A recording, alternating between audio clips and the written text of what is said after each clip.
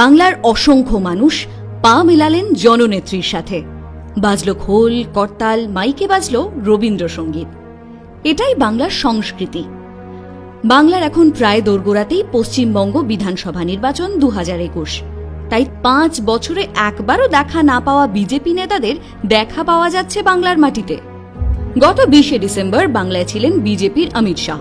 ফলাও করে আয়োজন করা হয়েছিল মিছিলের। আর অন্যদিকে গতকাল সেই মাটিতেই লক্ষ লক্ষ মানুষের সাথে হাঁটলেন মাননীয় মুখ্যমন্ত্রী মমতা বন্দ্যোপাধ্যায়। যেখানে অমিত শাহকে মাত্র 800 মিটার পথ পেরোতেই গাড়িতে চাপতে হয়, সেখানে মমতা বন্দ্যোপাধ্যায় মানুষের সাথে সাথে হেঁটে অতিক্রম করলেন 4 কিলোমিটার। একদিকে পোস্টারে অমিত শাহের ছবির তলায় স্থান পান কবিগুরু রবীন্দ্রনাথ ঠাকুর, আর অন্যদিকে কবিগুরুর ছবি বুকে জড়িয়ে মিছিলে হাঁটলেন মমতা বন্দ্যোপাধ্যায়। ওরা রবীন্দ্রনাথ ঠাকুর, লালন ফকিরের শান্তিনিকেতনে ঢুকে দেওয়াল তুলে দিতে চায় বিশ্বভারতী বিশ্ববিদ্যালয়। বাংলার মানুষ বোঝে এই পার্থক্য।